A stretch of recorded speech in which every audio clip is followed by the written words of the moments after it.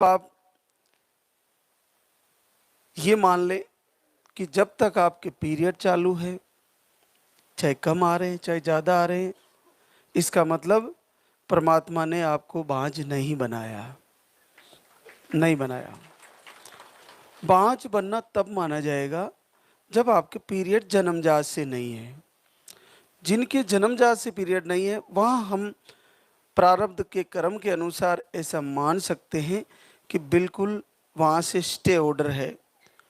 परमात्मा के घर से जब गर्भ में बच्चे का या बच्ची का निर्माण होता है, तो वहाँ से अगर रोक के भेजा है, यूट्रस ही नहीं बनाया है, तो वहाँ हम सोच सकते हैं कि ये कोई पूर्व जन्म का प्रारब्ध है। और यहाँ अगर पूर्व पूर्व जन्म का प्रारब्ध भी है तो निश्चित समय के लिए है, इसलिए हमें कष्ट भुगतना पड़ रहा है। बाकी एक समय पूरा होने के बाद, जिस प्रकार से कई वर्षों के बाद फिर से बारिश होती है और फिर से हरे भरे जंगल हो जाते हैं, उसी प्रकार से वृक्षों के फल लग जाते हैं और चारों तरफ पुष्प पुष्प लग जाते हैं धरती माता पे। उसी प्रकार एक निश्चित समय आने पर आप में से भी जो जो मातृशक्ति सबको पीरियड आ रहे हैं, वो सब माँ बनने वाली हो, सबको आशीर्वाद आने वाला है। तो आप अपना संकल्प टूटने न दें। हर महीने की तारीख आने से पहले 5 से 7 दिन पहले अखंड अग्नि का विषय है शब्द और स्पर्श, रूप। रस और गंध अग्नि में नहीं है, लेकिन अग्नि की आवाज आती है जब जलती है।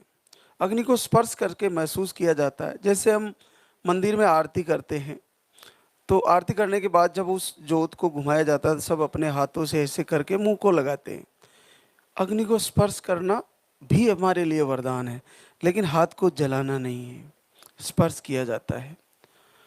उसका शब्द सुना जाता है। जैसे दीपक की लौ जल रही है तो वो इधर उधर होती है, तो उसकी हल्की सी आवाज आती है। उसको देखा जाता है, रूप उसको निहारा जाता है। जैसे दीपक की लौ को आप देखोगे तो उसमें कई दृश्य, फूल बनना, सरकार की मूर्त के दर्शन होना, उसमें बच्चे के दर्शन होना, उसमें कई प्रकार के दृश्य दिखेंगे। तो अग्नि के ये 3 दर्शन होते हैं, शब्द, स्पर्श और रूप। रस यानी अग्नि में रस नहीं है और गंध भी नहीं है। तो अग्नि तत्व का बड़ा महत्व है। आप दीपक जलाइए और ये 3 तत्वों के पावर से अग्नि आपके सारे रोग को जला देगी। और लाल दगी सरकार की आरती करते हुए दीपक जलाइए।